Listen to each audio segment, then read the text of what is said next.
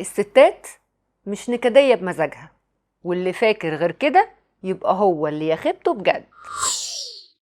حاسة انك مكسورة ونفسك ولو مرة واحدة بس جوزك يدعمك نفسيا ودايما هو اللي بيقول عليكي نكدية؟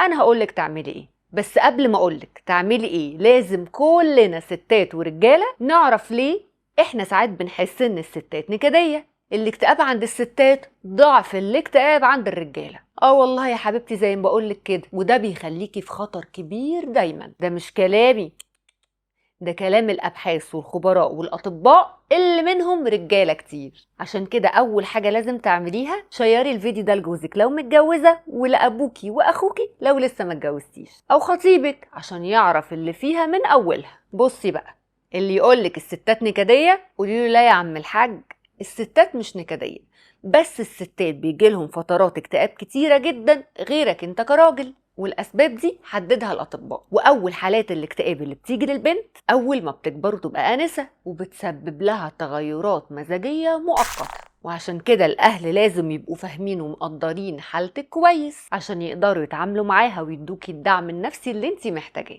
تاني حاجة، الظروف اللي بتحصل للبنت كل شهر دي برضو بتصاب فيها الستات والبنات بفترة اكتئاب، وفي الفترة دي بيكون عندها صداع شديد وإجهاد وبتبقى عصبية جدا، ودي عملية طبيعية مش بإيدينا ومفيش حد يقدر يتكلم فيها. ده أي بني آدم مننا لما بيبقى عنده شوية مغص ولا صداع بيقلب الدنيا، ما بالك بقى بعملية صعبة ومعقدة زي دي. تالت حاجة، فترة الحمل من أكتر الفترات اللي بتلاقي الستات فيها مزاجها وحش ودايما منفعلة، والحمل تعبها وظهرها وجعها وشكلها مش عاجبها وعمالة تتخن وتبعجر، واللي يزود الطينة بلة لما انت كراجل تضغط عليها أكتر وتنتقد أي حاجة في شكلها. رابع حاجة، بعد الولادة مباشرة بتلاقي الحزن على وش الستات ليل نهار، منفعلين جدا وخصوصا لو أول مرة تخلف، وهتلاقيها بتعيط عمال على بطال.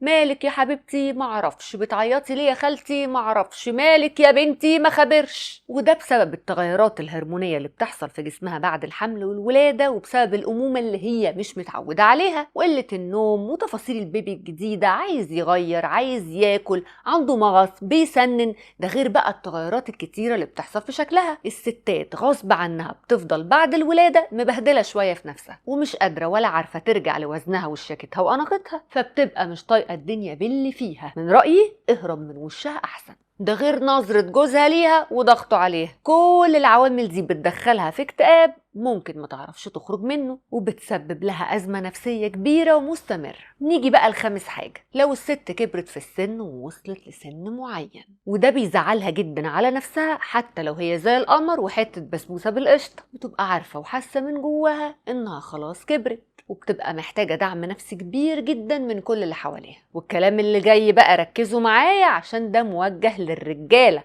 عشان ما اقولكمش يخبتكم انتوا كمان. انت بقى كراجل دورك مهم هنا جدا، مش تروح تتزربن عليها وتتهمها ان هي نكدية وخلاص. اعرف الاول ايه سبب النكد ده، وشوف هي معرضة لايه من الحاجات دي في الفترة دي، وحاول تطمنها وتحسسها ان انت جنبها، حسسها انك سندها في الدنيا وانك مستحملها في أسوأ ظروف حياتها، وطمنها وخليك جنبها حتى إذا هي بينت إن هي رافضة الدعم ده. هي مش رافضة الدعم، بس هي عايزة تحس إنك بتعمل كده من قلبك وإنك مهتم بكل تفاصيلها. وتابعوني أنا بسنت النبراوي في خيبتك عشان نشوف خيبتي وخيبتك.